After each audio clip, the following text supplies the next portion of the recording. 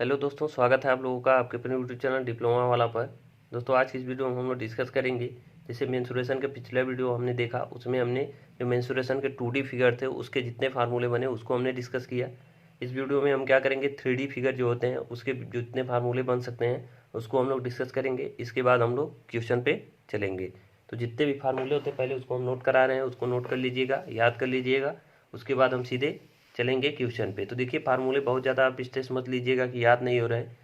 फार्मूले याद हो जाएंगे, जैसे हम क्वेश्चन सॉल्व करेंगे प्रत्येक क्वेश्चन में जैसे जैसे फार्मूले अप्लाई करेंगे हम वहाँ पे लिखते चलेंगे। आपको ज़्यादा उम्मीद रहेगी कि वहीं पे क्वेश्चन जो सॉल्व करेंगे तो फार्मूले आपको तैयार हो जाए। तो आइए आज हम 3D फिगर पे डिस्कस करेंगे। तो सबसे पहले जो 3D फिगर होता है उसको हम पढ़ेंगे, क्या घनाभ। क्या होता है घनाभ।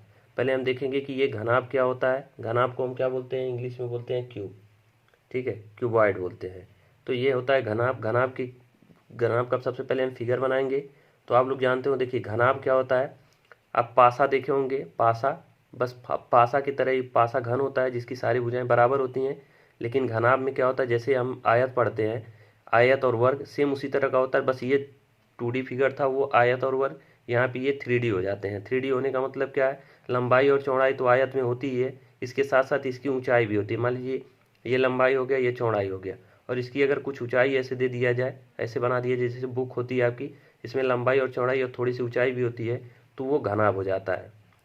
ये आप लोग पहले से भी जानते होंगे, नहीं भी जानते हैं तो हम यहाँ बता देते हैं कि घनाभ क्या होता है। तो घनाभ का फिगर ऐसे बनता है। देखिए ये हो गया आपका घनाभ, ये आपका घनाभ तैयार हो गया। इसको आप कमरा भी कह सकते हैं। कोई कमरा है मान लीजिए घर का, उसमें देखिए ये छत है और ये चारों दीवारें हैं, ये वाली ये दीवार और ये दीवार और ये दीवार, ये 4 दीवार हैं। अगर ये 4 दीवार हैं तो ये हो गया आपका घनाभ। तो घनाभ में कौन कौन सा चीज़, देखिए आप समझ चुके होंगे कि घनाभ होता क्या है, इसमें कौन कौन से फार्मूले बनते हैं, अब उस पर हम चलते हैं। तो देखिए ये भुजा है, ये भुजा दोनों आपस में बराबर होती हैं आयत की तरह। इसको हम मान लेते हैं लंबाई है जो यल है। और ये जो भुजा दिखाई दे रही है, ये वाली और ये वाली, ये सब आपस में बराबर, इसको हम मान लेते हैं बी है, यानी चौड़ाई है। ये कमरे की चौड़ाई, ये कमरे की लंबाई है। और ये जो भुजा दिखाई दे रही है इसको हम मान लेते हैं हाइट, यानी कमरे की ये ऊंचाई है। ये कमरे की क्या है, ऊंचाई है। ये तीन पैरामीटर मिलते हैं, लंबाई, चौड़ाई और ऊंचाई। अब पहला जो फार्मूला हमारा होता है वो पार्श्व पृष्ठ का क्षेत्रफल होता है। क्या होता है, पार्श्व पृष्ठ का क्षेत्रफल। आप कहेंगे कि ये पार्श्व पृष्ठ क्या होता है, इसको इंग्लिश में हम बोलते हैं लेटरल सरफेस एरिया। तो पार्श्व पृष्ठ देखिए, अगर हम छत को और फर्श को, इन दोनों को छोड़ दिया जाए तो ये जो साइड से आपका बनेगा, साइड के जितने भी फलक हैं इनका अगर एरिया निकाल के हम जोड़ दें, टोटल एरिया देखें, तो उसी को हम बोलते हैं पार्श्व पृष्ठ। जैसे कि आप कह सकते हैं कि मान लीजिए अभी आपको कौन सा फिगर दिखा दें, देख लीजिए ये हमारे पास टूटा हुआ टाइल्स है, इसी को हम दिखा के आपको समझाने की कोशिश करते हैं कि पार्श्व पृष्ठ का क्षेत्रफल क्या होता है। तो पार्श्व पृष्ठ में देखिए आपका घनाभ होता है जिसमें सारी ये भुजाएं जो है आपस में बराबर होती है, लेकिन ये नहीं है। फिर भी आप समझने की कोशिश कीजिएगा कि ये आपका एक घनाभ है जिसमें ऊपर और नीचे, ये ऊपर ये आपका जो छत है और नीचे क्या है, फर्श है। और ये साइड में इसकी क्या है, ऊंचाई, ये मोटाई है, इसको आप मोटाई कह सकते हैं। तो इसमें पार्श्व पृष्ठ का क्षेत्रफल अगर हम कहें तो हम इस छत को, फर्श को छोड़ देंगे और छत को छोड़ देंगे, इन दोनों एरिया को छोड़ के जो इसका एरिया होगा, साइड का एरिया होगा, इसी को हम बोलते हैं क्या, पार्श्व पृष्ठ। इसको हम बोलते हैं पार्श्व पृष्ठ। ये आप लोग आशा करते हैं समझ पा रहे होंगे। तो पार्श्व पृष्ठ आपका क्या है, ये समझ गए होंगे, यानी फर्श को और जो है छत को छोड़ दे तो ये जो साइड वाली है, जो ऊंचाई वाली एरिया है, इसी को हम पार्श्व पृष्ठ कहते हैं। तो इस पार्श्व पृष्ठ में क्षेत्रफल अगर देखा जाए तो ये क्या है, ये वर्ग ही है। एक दीवार क्या है, जिसकी लंबाई है और ऊंचाई है, तो ये एक वर्ग ही है। तो लंबाई और ऊंचाई, या फिर आप इस वर्ग को चौड़ाई भी इसके लिए कह सकते हैं। तो इनका देखिए, एक बार ये दीवार और एक बार इसके पीछे वाली दीवार, दो होगी, तो हम 2 बार L इंटू एच कर सकते हैं, 2LH। ये फार्मूला होगा इस दीवार का और इस दीवार को, दोनों का एरिया हम जोड़ेंगे। फार्मूला देखिए, आयत का परिमाप, आयत का क्षेत्रफल बराबर होगा लंबाई गुणे चौड़ाई। तो ये लंबाई हो गया और ये चौड़ाई हो गया, यानी एच। तो ये 2 बार दीवार है तो हम 2 से मल्टीप्लाई कर दिए, 2LH। फिर अगर इसी में हम ये भी ऐड करेंगे, इस दीवार का, जो ये वाली दीवार आपको दिखाई दे रही है, इस दीवार को हम क्षेत्रफल ऐड करेंगे तो इस दीवार का क्षेत्रफल क्या हो जाएगा। इसके लिए लंबाई देखिए क्या है, B है, और इसके लिए चौड़ाई क्या है, H है। और ये दीवार 2 बार आई है तो 2 बार हम लिखेंगे, 2 बी इंटू एच। फिर इसी तरह से ये आपका हो गया 2LH और 2BH, यही चीज़ आ गया।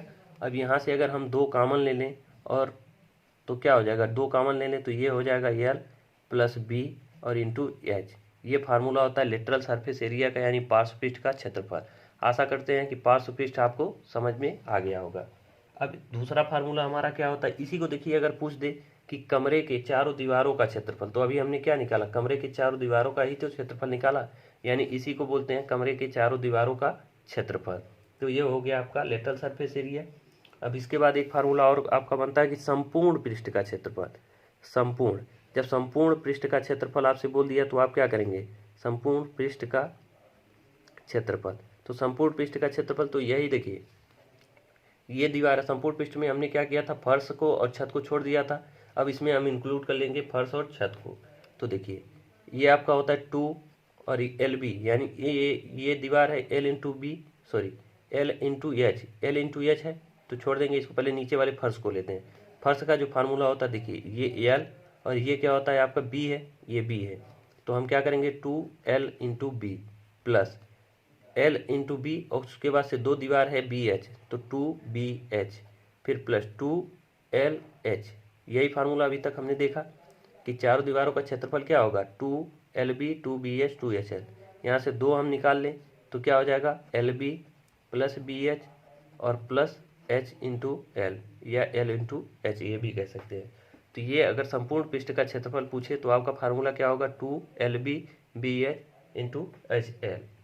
तो ये फार्मूला होगा। अभी हमने क्या देखा, लेटरल सरफेस एरिया और संपूर्ण पृष्ठ का क्षेत्रफल। और उसके बाद से अब आता है कि इसका आयतन, घनाभ का आयतन क्या होता है। इसमें देखिए वहाँ तक 2D फिगर में हमने आयतन नहीं पूछा था। आयतन नहीं बनता है, क्यों नहीं है उसका आयतन बनता है, क्योंकि उसमें ऊंचाई नहीं होती है। आयतन में 3 पैरामीटर होते हैं, जिसमें जैसे कि L, B और H तीनों होते हैं। तो यहाँ पे देखिए आयतन का फार्मूला क्या होता है, सीधे सीधे L into B into H, यानी लंबाई गुणे चौड़ाई गुणे ऊंचाई। ये आयतन का फार्मूला होता है, इसको भी याद रखिएगा। अब यहाँ तक कंप्लीट हो गया। अब एक फार्मूला और आपका बनता है घनाभ में। अभी तक 2 फार्मूले हमने क्षेत्रफल के देखे, संपूर्ण पृष्ठ का क्षेत्रफल और लेटरल सरफेस एरिया। उसके बाद आयतन होता है LBH, और एक फार्मूला आपको होता है इसका विकर्ण। इसका विकर्ण क्या होगा, देखिए एक कमरे का एक कोना से लेकर के सामने वाली दीवार के जो सामने वाला कोना होता है, ये इसका सबसे बड़ी भुजा होगी। ये भुजा आपको फिगर में देखने में छोटी लग रही होगी, लेकिन ये अगर कमरे के एक कोने के सबसे ऊंचाई वाले और उसकी सीधे सामने सबसे नीचे वाले कोने से मिला दिया जाए तो ये सबसे बड़ी भुजा होती है। और अगर आपसे ये भी कह सकता है कि किसी कमरे में रखी जाने वाली सबसे बड़ी छड़, तो उस कमरे की विकर्ण की लंबाई ही होगी। तो इसका फार्मूला क्या होता है, इसको भी ध्यान रखिएगा कि जो घनाभ का विकर्ण है, घनाभ का विकर्ण क्या होता है, तो ये होता है आपका L² plus B² plus H²। ये तीनों भुजाओं का जो है स्क्वायर कर देंगे तो आपका, और ये रूट में अगर हम कर देंगे तो ये आपका फार्मूला हो जाएगा कि घनाभ का विकर्ण L² plus B² plus H²। अभी आप लोग इसको ध्यान रखिएगा, बाकी आगे जब हम क्वेश्चन डिस्कस करेंगे तो कभी ये भी बता देंगे कि ये आता कैसे है।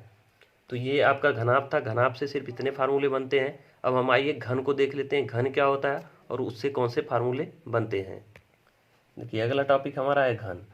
घन क्या होता है, इसको भी घनाभ का छोटा भाई समझ लीजिए। जैसे कि हमने आयत और वर्ग देखा था, आयत में क्या होती हैं, आमने सामने की भुजाएं बराबर होती हैं, लेकिन वर्ग में क्या होता है, सभी भुजाएं बराबर। वैसे ही घन हमारा है,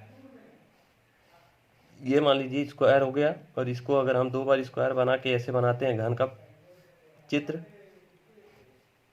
इसमें क्या होती हैं, लंबाई चौड़ाई ऊंचाई सभी क्या होता है, बराबर होता है। मान लेते हैं ये A है तो ऊंचाई भी A है और चौड़ाई भी क्या है, A है, यानी सभी भुजाएं बराबर हैं, A है।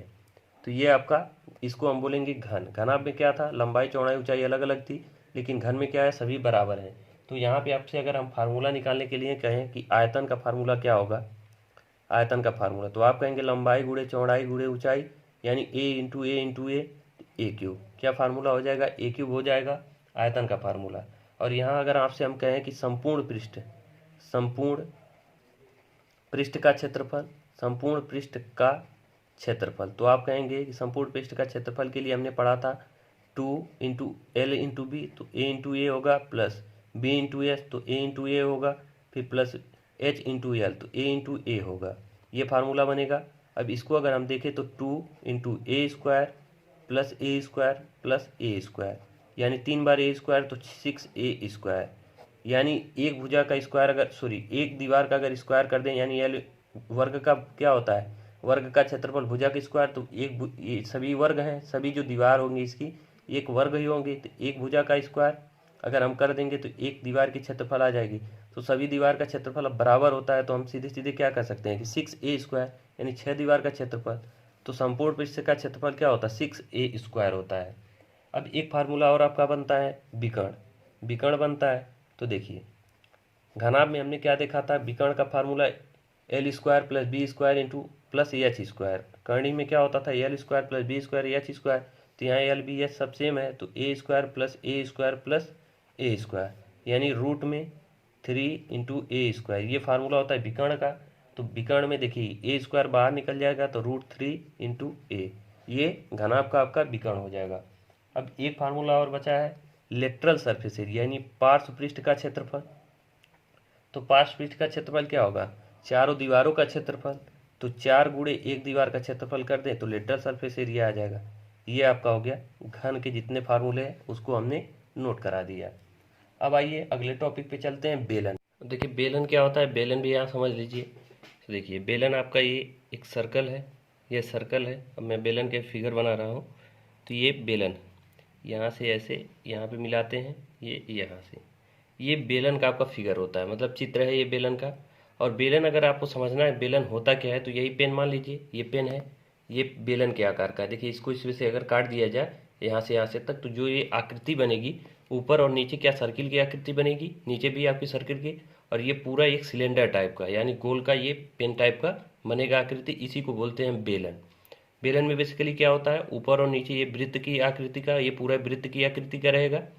तो देखिए यहाँ से लेकर के यहाँ तक कुछ हाइट भी होगी इसकी, तो इसको हम मान लेते हैं हाइट। ये हमारा जो है ऊपर से लेके नीचे, यानी जो लंबाई है इसकी पेन की तरह, या इसकी भी मान लीजिए लंबाई, लेकिन इस तरह से जब है ये परपेंडिकुलर है तो इसको हम मान लेते हैं कि हाइट है, तो h है। और इसकी देखिए ये सर्किल है यानी कि वृत्त है, तो वृत्त की कुछ त्रिज्या होगी, उसको मान लीजिए स्मॉल r।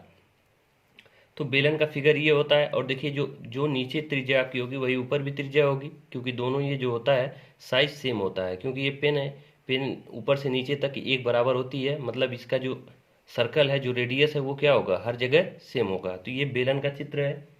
आशा करते हैं कि बेलन आप लोग समझ गए होंगे कि क्या होता है। अब बेलन में कौन कौन सा फार्मूला बनता है, तो देखिए अभी हमने घनाभ और घन में पढ़ा है पार्श्व पृष्ठ का क्षेत्रफल। तो पार्श्व पृष्ठ हमने आपको अच्छे से समझाया कि पार्श्व पृष्ठ क्या होता है, ऊपर और नीचे का हिस्सा छोड़ दिया जाए तो नीचे ये जो बीच का एरिया बचता है उसी को हम पार्श्व पृष्ठ का क्षेत्रफल बोलते हैं। लेकिन बेलन में क्या होता है, हमें पार्श्व पृष्ठ नहीं पढ़ना होता है, बेलन में हमें पढ़ना होता है वक्र पृष्ठ का क्षेत्रफल, वक्र पृष्ठ का क्षेत्रफल।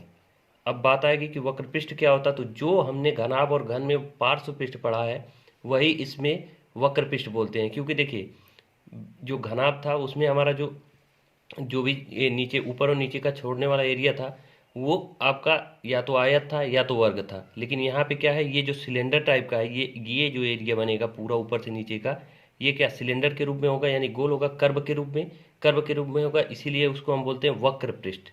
वक्र पृष्ठ बोलते हैं, सेम चीज़ है, जो पार्श्व पृष्ठ होता है वही वक्र पृष्ठ होता है, लेकिन यहाँ पे एक सर्किल टाइप रहने की वजह से इसको हम वक्र पृष्ठ बोलते हैं। तो वक्र पृष्ठ का क्षेत्रफल क्या होता है, इसके लिए एक फार्मूला होता है 2πr इंटू h, ये वक्र पृष्ठ का क्षेत्रफल होता है। यानी इस जो सर्किल है इसकी परिधि 2πr और इसमें अगर हाइट से मल्टीप्लाई कर दे तो वक्र पृष्ठ का क्षेत्रफल आ जाएगा। तो एक फार्मूला ये ध्यान रखिएगा कि वक्र पृष्ठ जो है बेलन का वक्र पृष्ठ क्या होता है 2πr इंटू h। इसको देखिए कर्व से सरफेस एरिया बोलते हैं, इसको शॉर्ट में हम क्या बोलते हैं CSA, यानी कर्व सरफेस एरिया। फिर उसके बाद से देखिए एक और इसका फार्मूला आएगा संपूर्ण पृष्ठ का क्षेत्रफल। जैसे हमने पार्श्व पृष्ठ का पढ़ा था घनाभ और घन में, उसी तरह से उसका हमने पढ़ा था कि संपूर्ण पृष्ठ का क्षेत्रफल। और इसमें भी हमने देखिए वक्र पृष्ठ यानी ये जो भाग है गोल वाला ऊपर और नीचे का, ये छोड़ करके जो भी है उसको हमने वक्र पृष्ठ है उसका क्षेत्रफल निकाल लिया 2πr इंटू h। लेकिन अब हमें अगर कह दिया जाए संपूर्ण पृष्ठ का क्षेत्रफल, तो संपूर्ण पृष्ठ का क्षेत्रफल क्या होगा, संपूर्ण पृष्ठ का क्षेत्रफल तो संपूर्ण पृष्ठ का क्षेत्रफल क्या देखिए 2πr इंटू एच, ये वक्र पृष्ठ का क्षेत्रफल हमने निकाल लिया 2πr इंटू एच। और हमारा बचा क्या क्या है देखिए, ऊपर हमारा ये वाला ये जो पार्ट है ये बचा है, और नीचे जो ये पार्ट है ये बचा है। ये दोनों क्या है सर्किल है, और दोनों क्या है सेम है। तो देखिए वृत्त का जो क्षेत्रफल होता है वो हमने आपको बता रखा है 2D वाले फिगर में कि वृत्त का क्षेत्रफल क्या होता है πr²। देखिए स्मॉल r इसका क्या है त्रिज्या, तो इसका क्षेत्रफल क्या हो गया πr²। लेकिन πr² एक वृत्त का होगा, ऐसे कितने बेलन में 2 वृत्त हैं, तो 2 वृत्त का क्षेत्रफल क्या हम 2πr² कह सकते हैं? आप कहेंगे बिल्कुल कह सकते हैं। तो यहाँ पे हमको कुछ दिखाई दे रहा है, यहाँ से हम 2πr कॉमन ले सकते हैं। देखिए 2πr हम कॉमन लेंगे तो यहाँ पे बचेगा h, और यहाँ पे बचेगा 2r, अर्थात 1r बचेगा यहाँ। तो संपूर्ण पृष्ठ का यानी टोटल सरफेस एरिया क्या हो जाएगा 2πr into H plus are. ये संपूर्ण पृष्ठ का क्षेत्रफल हो गया बेलन का। 2 फार्मूला हमने देख लिया, एक वक्र पृष्ठ का क्षेत्रफल, एक संपूर्ण पृष्ठ का क्षेत्रफल। तीसरा फार्मूला देखिए 3D फिगर है, तो इसमें आयतन भी होगा यानी वॉल्यूम भी होता है। तो वॉल्यूम क्या होता है बेलन का, तो यहाँ पे इसको भी देख लीजिए बेलन का आयतन। बेलन का आयतन क्या होता है, तो बेलन का आयतन होता है πr² into H. πr² into H, इसका मतलब ये है कि जो आधार है, जो आधार या शीर्ष भी कह सकते हैं, जो वृत्त है इसका क्षेत्रफल यानी आधार का क्षेत्रफल, आधार का क्षेत्रफल इंटू ऊंचाई। ऊंचाई हाइट हमारा क्या है, ये एच क्या है ऊंचाई है, तो ये आपका होता है बेलन का आयतन यानी वॉल्यूम v बराबर क्या होता है आधार का क्षेत्रफल गुणे ऊंचाई πr² इंटू एच। तो ये 3 फार्मूले हैं, आपको इसमें याद रखने हैं बेलन में। इसी के हिसाब से आपके जितने भी प्रश्न बेलन से बनेंगे सब इसी सूत्र पे आपके लग जाएंगे। अब आइए अगला जो टॉपिक हमारा होगा वो होगा खोखला बेलन। ये तो हमारा पूरा भरा हुआ बेलन था जिसमें हमने बाहर से सारे एरिया को देखा, लेकिन एक बेलन ऐसा भी होता है जो खोखला होता है। खोखला बेलन आप ऐसे समझ सकते हैं जैसे पाइप कोई लीजिए, कोई पाइप ले लीजिए। जब ये चित्र बना के हम आपको समझाते हैं, ये देखिए ये खोखला बेलन का आपका चित्र है। क्या है, खोखला बेलन का चित्र है। इसमें देखिए आप एक पाइप को समझ सकते हैं, ये पूरा पार्ट जो होता है ये पूरा भरा हुआ होता है। जैसे पाइप होता है, ये इसकी मोटाई होती है पाइप की कोई, वो समझ लीजिए एकदम पाइप ही है, ये पाइप की ये मोटाई है पूरा। ये क्या है, ये इसकी मोटाई है पाइप की। लेकिन बीच में क्या होता है, पाइप क्या होता है बीच में खाली होता है, और ये चाहे भी लोहे की चादर हो या कुछ किसी की भी चीज़ की बनी होती है। तो ये मान लीजिए कि लोहे की चादर की जो है मोटाई है, बाकी अंदर से खाली है। तो ये आपका खोखला बेलन होता है। इसमें हमको क्या दिखाई दे रहा है कि इसमें 2 सर्कल दिखाई दे रहे हैं, एक ये अंदर वाला और एक ये बाहर वाला। तो अंदर वाले की त्रिज्या हम मान लेते हैं स्मॉल r, और बाहर वाले की त्रिज्या हम मान लेते हैं, बाहर वाले की मान लेते हैं कैपिटल R। तो 2 त्रिज्याएं और 2 वृत्त हैं तो 2 त्रिज्याएं होंगी, एक का स्मॉल r होगा और एक की त्रिज्या क्या होगी कैपिटल R। और हाइट दोनों की क्या होगी सेम होगी, क्योंकि दो देखिए जो भी लंबाई होगी या हाइट होगी वो क्या होगी h होगी, ये हाइट मान लीजिए। तो ये तो हो गया हमारा खोखला बेलन का जो है त्रिज्या। अब अगर हमसे कहें कि इस धातु की मोटाई क्या होगी, जैसे मान लीजिए लोहे की या प्लास्टिक की ये पाइप है, तो उस पाइप की मोटाई क्या होगी, तो आप कहेंगे ये जो खाली वाला पार्ट है इसकी जो त्रिज्या है वो स्मॉल r है, और इस पूरे की त्रिज्या कितनी है, जो बाहर वाला सर्कल है उसका कैपिटल R। तो अगर हम कहें कि धातु की मोटाई क्या होगी, तो आप खुद समझ सकते हैं धातु की मोटाई क्या होगी। तो ये कैपिटल R में से अगर स्मॉल r घटा दे तो ये इतनी डिस्टेंस हमको मिल जाएगी। तो धातु की मोटाई क्या होगी capital R minus small r। एक चीज़ यहाँ आपको ये ध्यान रखना है, धातु की मोटाई के लिए फार्मूला कैपिटल R में से अगर स्मॉल r यानी बड़ी त्रिज्या में से छोटी त्रिज्या घटा देते हैं तो हमें ये धातु की मोटाई पता चल जाएगी। फिर उसके बाद से आता है जैसे वक्र पृष्ठ हमने पढ़ा बेलन में, अब इसमें भी हमें वक्र पृष्ठ पढ़ना होगा। तो वक्र पृष्ठ इसमें 2 वक्र पृष्ठ मिलेंगे, कौन कौन से, तो देखिए एक जो अंदर वाला भाग होगा उसके अंदर जो अंदर वाला सर्किल एक बेलन बनेगा, और एक बाहर से बेलन बनेगा। 2 वक्र पृष्ठ मिलेंगे, एक अंदर का भाग का जो अंदर का जो गोल वाला एरिया होगा उसका वक्र पृष्ठ, और एक होगा बाहर का वक्र पृष्ठ। तो इसमें 2 वक्र पृष्ठ होंगे, एक होगा आंतरिक वक्र पृष्ठ का क्षेत्रफल, या रहने देते हैं आंतरिक वक्र पृष्ठ क्या होगा, या क्षेत्रफल यहाँ कर दीजिए। आंतरिक वक्र पृष्ठ का क्षेत्रफल क्या होगा 2π इंटू r। r अब कौन सा हम लेंगे, आंतरिक कह रहे हैं यानी अंदर वाले वृत्त की जो त्रिज्या होगी वो लेंगे यानी कि स्मॉल r, और h हमारा दोनों कंडीशन में सेम होता है तो 2πr इंटू एच। इसी तरह से हम अगर कहते हैं कि बाह्य वक्र पृष्ठ क्या होगा, बाह्य वक्र पृष्ठ, तो ये आपका क्या हो जाएगा, देखिए 2π तो 2π रहेगा ही, और r हमारा क्या होगा, अब बाह्य वक्र पृष्ठ है यानी बाहर वाले एरिया का हमको देखना है। तो बाहर के लिए त्रिज्या क्या है capital R into H, height दोनों की सेम है। तो ये होगा अब अगर हमसे कहें कि टोटल संपूर्ण यानी संपूर्ण पृष्ठ का क्षेत्रफल, संपूर्ण पृष्ठ का क्षेत्रफल, तो संपूर्ण पृष्ठ का क्षेत्रफल क्या होगा, देखिए यहाँ पे अभी आंतरिक वाला जो हमने निकाला वक्र पृष्ठ वो भी होगा, संपूर्ण में वो भी शामिल होगा, और जो बाहरी वक्र पृष्ठ है वो भी शामिल होगा, और ये जो मोटाई वाला ये दोनों नीचे, ऊपर और नीचे जो एरिया है ये भी शामिल होगा। आप कहेंगे बिल्कुल होगा, क्योंकि देखिए अगर खोखला बेलन है, आपसे कह दे कि उसको पेंट करना है, तो आप कौन कौन से भाग को, ये आप पेंटिंग से समझ सकते हैं कि किसी भी चीज़ को अगर पेंट करने के लिए कह दिया जाए कि आपको संपूर्ण भाग को पेंट करना है, तो आप पेंट कहाँ कहाँ लगाएंगे, जो पाइप है उसके अंदर वाले भाग पे भी लगेगा। मान लीजिए पाइप थोड़ा सा चौड़ा है तो उसके अंदर वाले भाग पे लगेगा, बाहर वाले भाग पे लगेगा, और जो ये ऊपर वाली मोटाई होगी इस पर भी तो आप पेंट लगाएंगे। तो संपूर्ण पृष्ठ में आपका सभी आ जाएगा, सभी आएगा मतलब आंतरिक वक्र पृष्ठ यानी 2 पाई स्मॉल आर एच, फिर 2 पाई कैपिटल आर एच, इस पर भी लगाएंगे। अब देखिए अब ये जो ये भाग जो मोटाई वाला भाग है ऊपर और नीचे 2 बार है, तो इसका क्षेत्रफल क्या होगा, तो आप कहेंगे 2 बार है तो हम कहेंगे कि यहाँ पे 2 रखेंगे। लेकिन अगर ये बाहरी वाला जो पूरा बड़ा वाला सर्कल है उसमें उसके क्षेत्रफल में से अगर वाले छोटे वाले क्षेत्रफल को घटा दिया जाए तो इस भाग का क्षेत्रफल आ जाएगा। ध्यान से समझिएगा, ये बड़े वाले जो वृत्त है इसका क्षेत्रफल अगर हम निकालें और उसमें से इस छोटे भाग का क्षेत्रफल अगर निकाल दे तो ये हमें जो मोटाई वाला एरिया है वो निकल जाएगा। और सेम इसी तरह से 2 है तो हमने 2 से मल्टीप्लाई कर दिया, तो बड़े भाग का क्षेत्रफल क्या होगा, कैपिटल यानी पाई कैपिटल आर स्क्वायर, और छोटे वाले भाग का क्षेत्रफल क्या होगा, पाई स्मॉल आर स्क्वायर। इतना चीज़ आपको समझ में आ रहा होगा। तो यहाँ से अगर देखिए इसको हम यहीं पे नहीं रोकेंगे, इसको आगे अभी हम तोड़ सकते हैं। तो 2 pi small R into H plus 2 pi capital R into H, फिर देखिए प्लस यहाँ 2 रहने देते हैं, और यहाँ से अगर हम पाई कॉमन ले लें तो यहाँ क्या बचेगा, capital R square minus small R square. तो इसको हम एक कोष्ठक में आर प्लस आर कर सकते हैं, और एक कोष्ठक में हम क्या कर सकते हैं, आर माइनस आर कर सकते हैं। ये चीज़ ए स्क्वायर माइनस बी स्क्वायर के फार्मूले पे तोड़ देंगे। तो देखिए अब यहाँ से हम क्या कर सकते हैं, इसमें से 2 पाई आर हम कॉमन ले लें, अगर 2 पाई आर नहीं, इसमें से हम 2 पाई एच, 2 पाई देखिए 2 पाई एच और 2 पाई एच, तो 2 पाई एच अगर हम कॉमन ले लें तो एच को हम यहाँ पे small R plus capital R into H, ये इसमें से हमने क्या किया 2 पाई आर और एच कॉमन ले लिया, 2 पाई आर नहीं 2 पाई एच हमने कॉमन ले लिया, तो स्मॉल आर कैपिटल आर हो गया, प्लस यहाँ से देखिए 2 पाई और एक कोष्ठक में क्या है कैपिटल आर स्मॉल आर, और एक कोष्ठक में capital R minus small R.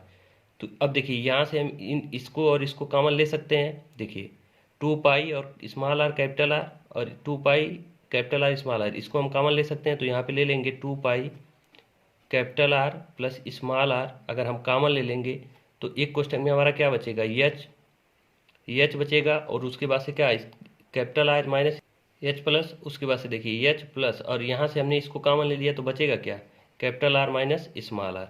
तो ये फार्मूला आपका होगा टोटल सरफेस एरिया, यानी खोखले बेलन का टोटल सरफेस एरिया। देखिए हमने पूरा स्टेप बाय स्टेप चाहता तो मैं इसको डायरेक्ट लिखा सकता था फार्मूला कि क्या होता है 2 pi capital R plus small R फिर H plus R minus R, लेकिन हमने क्या किया, इसको स्पष्ट आपको दिखाया कि ये आता कहाँ से है। तो टोटल सरफेस एरिया का फार्मूला आपका ये बन गया। अब एक फार्मूला और बनता है खोखले बेलन में संपूर्ण पृष्ठ का क्षेत्र आयतन का फार्मूला, संपूर्ण पृष्ठ का तो हो गया। अब आयतन का फार्मूला क्या होता है, तो आयतन बराबर आपको पता है कि पाई आर स्क्वायर एच होता है, तो हम पाई लेंगे और आर स्क्वायर कौन सा होगा, आयतन हमें लेना है। तो अच्छा बताइए आयतन जो है, जो मोटा वाला भाग है, क्या उसमें अगर हम पानी भरना चाहें तो भर पाएंगे, नहीं। जो ये खोखला पार्ट होगा इसी में हम पानी भर सकते हैं, ये जो खोखला पार्ट है इसी में भर सकते हैं। तो हम क्या करते हैं, बड़े वाले वृत्त का आयतन निकाल लें, बड़े वाले बेलन का, ये जो पूरा भरा है, फिर उसमें से अगर ये छोटे वाले यहाँ पानी भरने वाला कंसेप्ट नहीं होगा, यहाँ पे आयतन का मतलब क्या है कि ये जो धातु की मोटाई है इसी का आयतन निकाला जाता है। तो इसका आयतन क्या हो जाएगा, पाई आर स्क्वायर की जगह पे क्या होगा, कैपिटल आर और माइनस स्मॉल आर। तो यानी कैपिटल आर का स्क्वायर अगर हम कर दें, capital R square minus small R square into H, तो ये फार्मूला होता है आयतन का। बेलन के आयतन का फार्मूला क्या होगा, pi capital R square minus R small R square into H, ये होगा आपका खोखले बेलन का फार्मूला। देखिए कौन कौन सा, धातु की मोटाई कैसे निकालते हैं, आंतरिक वक्र पृष्ठ कैसे निकालते हैं, बाह्य वक्र पृष्ठ हो गया, और संपूर्ण पृष्ठ का क्षेत्रफल हो गया, और आयतन हो गया। इतना आपको ध्यान रखना है। देखिए आपको याद ज़्यादातर यही रखना पड़ेगा क्योंकि ये थोड़ा सा बड़ा है। बाकी ये चीज़ तो आप अपने कॉमन सेंस से भी कर लेंगे, ये भी कर लेंगे, और इसको आप थोड़ा सा ध्यान रखिएगा। अब अगला टॉपिक होगा हमारा क्या, शंकु। शंकु को देख लेते हैं। शंकु में क्या क्या हमारे कंसेप्ट बन सकते हैं। देखिए अब हम पढ़ेंगे शंकु। शंकु क्या होता है, देखिए हमने शंकु का फिगर बना दिया है। शंकु आप बर्थडे की जो टोपी होती है उसको सोच सकते हैं, या फिर जो आप कुल्फी खाते हैं, कौन खाते हैं, उसको सोच सकते हैं। तो ये शंकु का आकृति होता है। और इसमें देखिए कौन कौन से पैरामीटर होते हैं। तो शंकु का जो ये निचला बेस होता है, आधार होता है, ये वृत्ताकार होता है और इस तरह से ये जा करके किसी एक पॉइंट पे मिल जाता है। तो ये फार्मूला बनता है। तो इसमें पैरामीटर कौन कौन से बनेंगे, तो अगर ये नीचे वृत्त है तो वृत्त की त्रिज्या होगी, तो वृत्त की त्रिज्या हमने मान लिया स्मॉल आर। और देखिए ये इस शीर्ष से और इस केंद्र पे अगर मिला दिया जाए रेखा तो ये इसकी हाइट होगी, क्योंकि ये परपेंडिकुलर है तो इसकी ऊंचाई है ये h, इसको हमने क्या मान लिया, ऊंचाई। और ये देखिए ये त्रिज्या और ये जो ऊंचाई है शीर्ष से मिलाने पे ये एक दूसरे से 90 डिग्री का कोण बनाते हैं। और ये जो भाग आपको दिखाई दे रहा है, ये जो पृष्ठ दिखाई दे रहा है, ये क्या है, तिरछा ऊंचाई, ये तिरछी ऊंचाई है। तो तिरछी ऊंचाई को हमने स्मॉल एल मान लिया। ये चीज़ आपको शंकु में कौन कौन से चीज़ मिले, त्रिज्या, ऊंचाई और स्मॉल एल। तो इसमें देखिए अगर दो चीज़ आपको दे दिया जाए, त्रिज्या और हाइट दे दिया जाए, तो तिर्यक ऊंचाई अगर यल निकालना हो तो देखिए ये आपका एक समकोण त्रिभुज की तरह दिखाई दे रहा है, समकोण त्रिभुज की तरह। ये आपका कर्ण का काम करेगा, ये जो है लंब का और ये आधार का। यहाँ फिगर देखने से आपको साफ दिखाई दे रहा होगा। तो अगर हम कहें कि एल स्क्वायर बराबर क्या होता है, H square plus R square, यानी कि कर्ण का स्क्वायर बराबर लंब का स्क्वायर प्लस आधार का स्क्वायर। यहाँ से हम यल बराबर कह सकते हैं कि ये कर्णी में H square plus small R square. ये आपका तिर्यक ऊंचाई के लिए फार्मूला होता है। अगर तिर्यक ऊंचाई आपको निकालना है, ऊंचाई आपको पता हो और त्रिज्या पता हो, तो आप इस फार्मूले से तिर्यक ऊंचाई निकाल सकते हैं। उसके बाद आता है आपका वक्रपृष्ठ का क्षेत्रफल। जैसे हमने पढ़ा वक्रपृष्ठ का, जैसे हमने बेलन में पढ़ा, तो ये भी एक वक्राकार होगा। कुछ इस तरह से गोल होती है, जो है जोकर की टोपी, या आप कह सकते हैं कि बर्थडे की टोपी, ये ऐसे वक्र टाइप की होती है। इसलिए वक्रपृष्ठ का क्षेत्रफल हम निकालते हैं, वक्रपृष्ठ का क्षेत्रफल। तो देखिए वक्रपृष्ठ का क्षेत्रफल क्या होता है, जैसे बेलन में हमने पढ़ा कि 2πr into H, 2πr into H हमने पढ़ा था बेलन के लिए। लेकिन यहाँ पे क्या होगा, यहाँ पे होता है pi R into L, pi R into L होता है। यानी कि पाई आर और यल क्या है, यल हमारा जो है तिर्यक ऊंचाई है। तो ये फार्मूला होता है वक्रपृष्ठ का क्षेत्रफल शंकु के। तो याद रखिएगा शंकु के वक्रपृष्ठ का क्षेत्रफल पाई आर इंटू एल। देखिए बहुत ज़्यादा आप टेंशन मत लीजिएगा, जब क्वेश्चन हम सॉल्व करेंगे तब भी हम आपको स्पष्ट तरीके से सब कुछ समझाते हुए चलेंगे।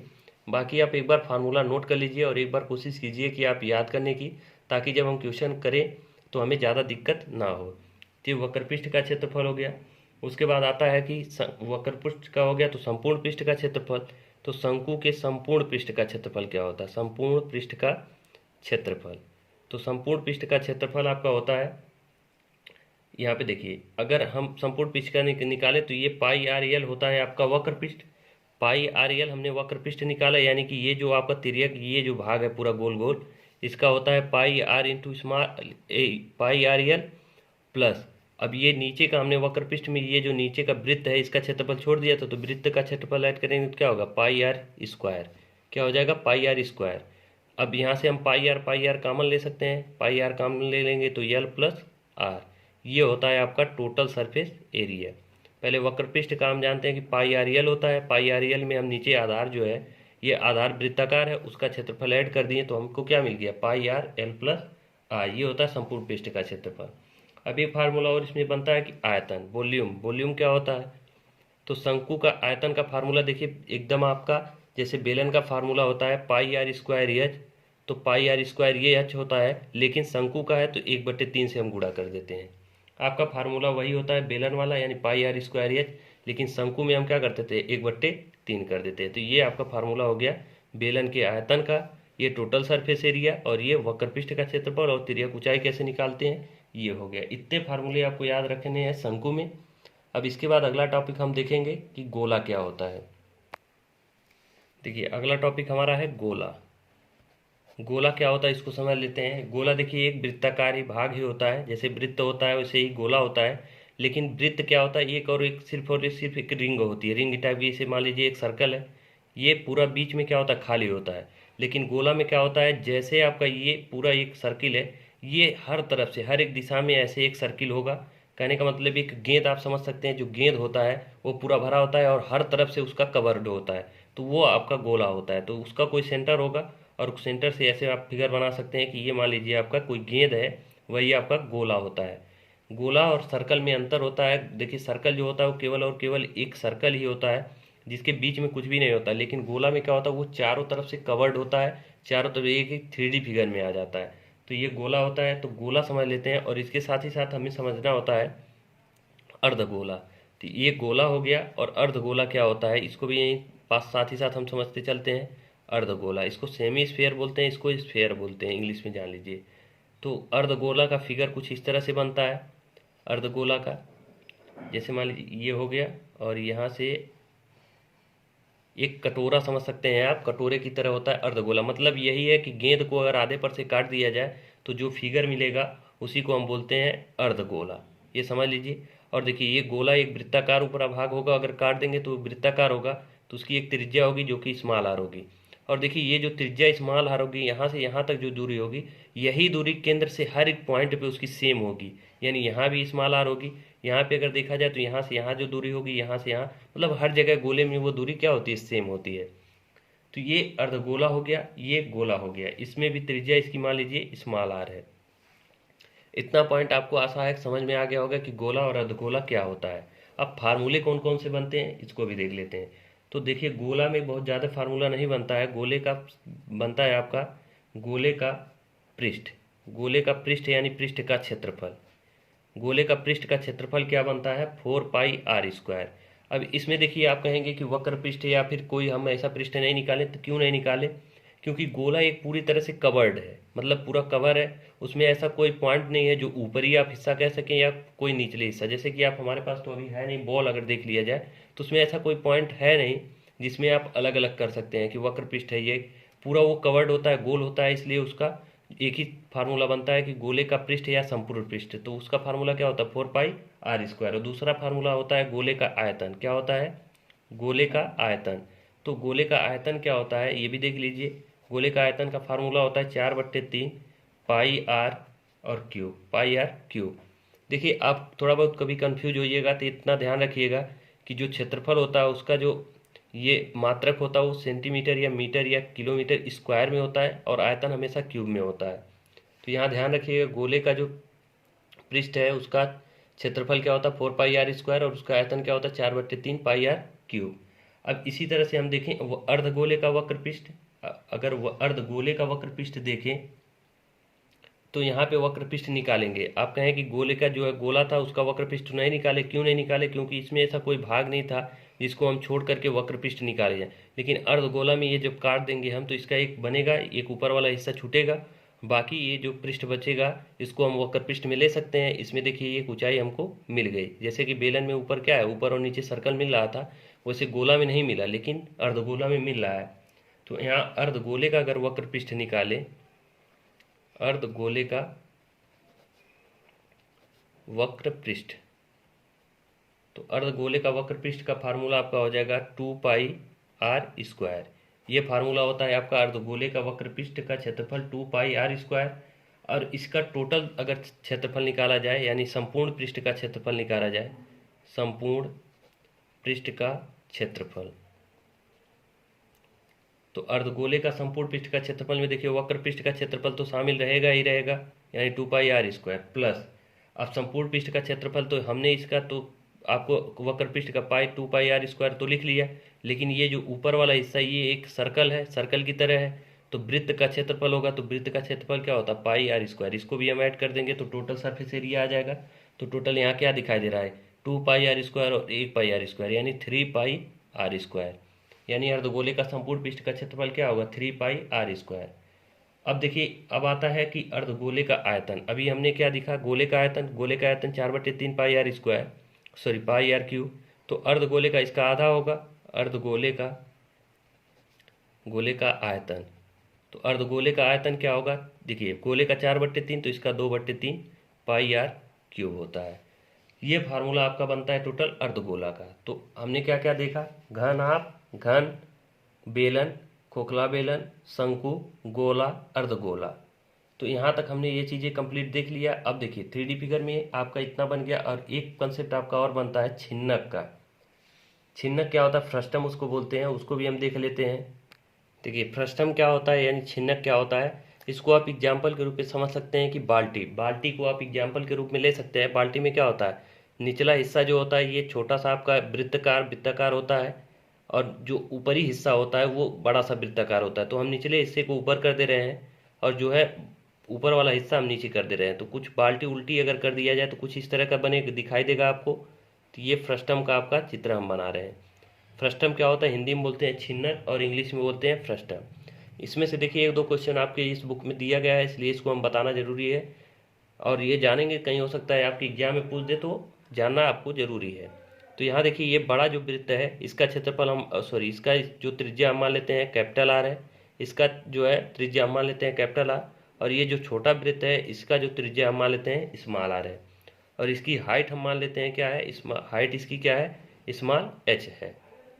तो ये आपका हो गया फ्रस्टम का चित्र और जो पॉइंट है। आप इस तरह से भी समझ सकते हैं, जैसे मान लीजिए ये कोई शंकु है, ये शंकु इस तरह से होता है, और शंकु को अगर हम इसी पर से काट दिया जाए, इस पे से अगर काट के उसको ऊपर वाले भाग को निकाल दिया जाए तो ये भी एक वृत्ताकार बनेगा।